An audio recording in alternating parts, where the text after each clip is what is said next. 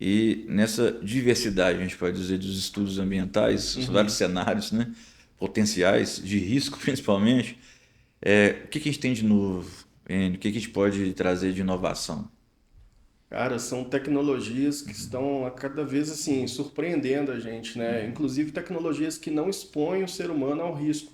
Por exemplo, o uso de drones hoje, né, tem sido cogitado até mesmo para fazer estudo de flora, né? Você conseguir avaliar uma espécie de uma árvore sem precisar de realmente estar ali na área exposto àquele risco, né?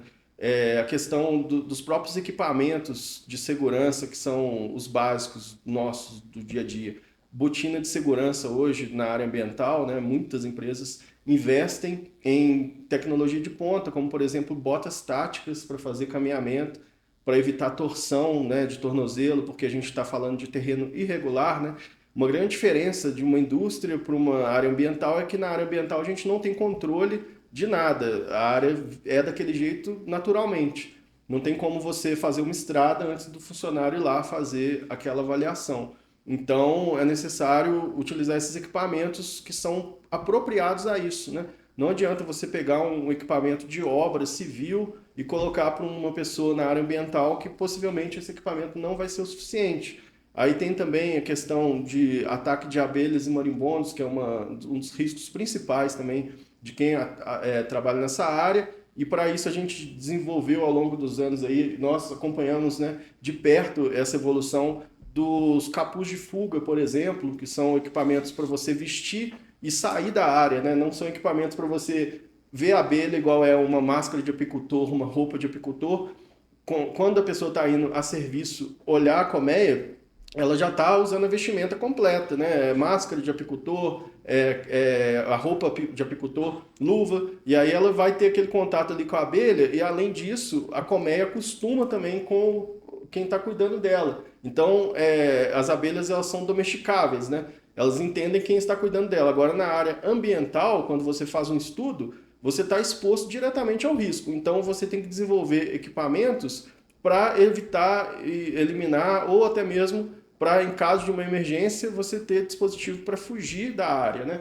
Então, o capuz de fuga, no meu ponto de vista, assim, de coisa mais simples, da gente pensando assim em tecnologia, é um dispositivo que veio para revolucionar, porque é o momento que você tem ali de colocar o capuz e sair da área para não se confundir no meio de uma colmeia, se machucar ou se expor desnecessariamente a mais riscos do que você já está exposto ali, só de estar, né, sendo atacado por um enxame de abelha, que a gente sabe que em muitos casos pode ser fatal, né? Infelizmente, a pessoa pode ter alergia ao tomar uma picada e não resistir, mas também dependendo da carga, da quantidade de picadas que a pessoa toma, mesmo ela não tendo alergia, ela pode vir a óbito, né? Infelizmente, por estar ali exposta a essa situação. Então, essas tecnologias físicas que são assim primárias, né? Equipamento de proteção individual evoluiu pra caramba, né? A gente tem hoje óculos que não embaça, a gente tem capacetes específicos para entrar em ambientes cavernícolas, por exemplo.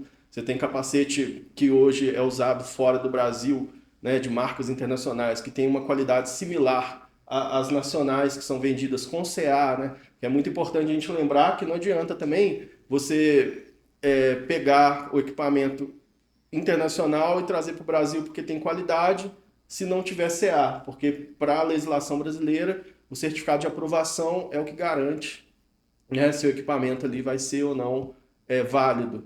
Então são várias tecnologias, né, até mesmo dispositivo no veículo de controle de velocidade, posicionamento geográfico, né, spot, aquele equipamento que você anda com ele na área para acompanhar a equipe onde ela está, telefone via satélite para você se comunicar de qualquer lugar do mundo, né, através de, porque a comunicação em caso de acidente é o mais importante.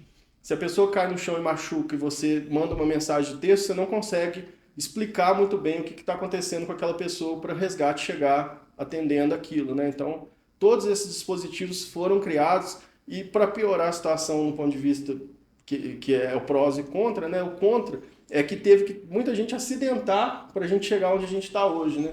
Então, assim, a gente tem que valorizar isso e aproveitar isso de alguma forma, sabe? É o próprio o que motivou a Abril Verde, né? É um acidente que aconteceu, Exatamente. que, né, infelizmente, várias pessoas foram a óbito e trouxe esse movimento para o Abril Verde. Mas complementando um pouquinho do que o Enio falou, né, como que a SET trata essas tecnologias, né, a gente traz isso muito para o nosso contexto.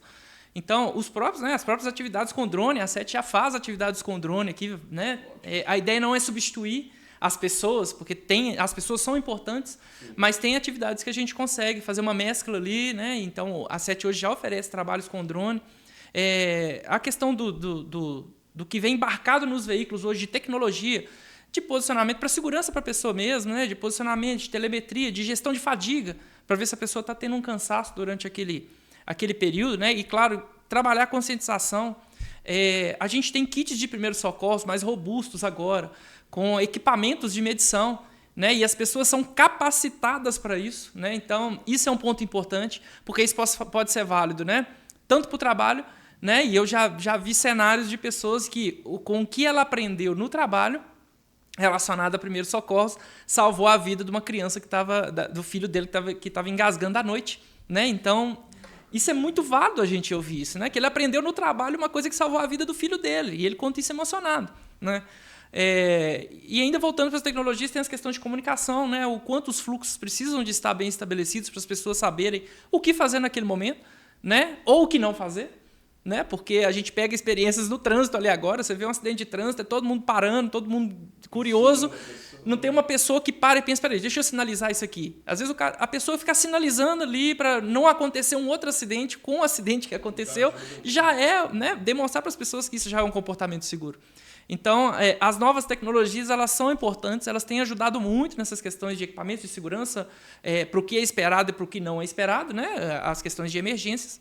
Mas também a gente tem, né, continuar o trabalho humanizado de demonstrar o quão é importante o comportamento da pessoa e o quanto faz diferença quando ela tem isso em mente, né, e está na sua consciência durante a execução da sua atividade.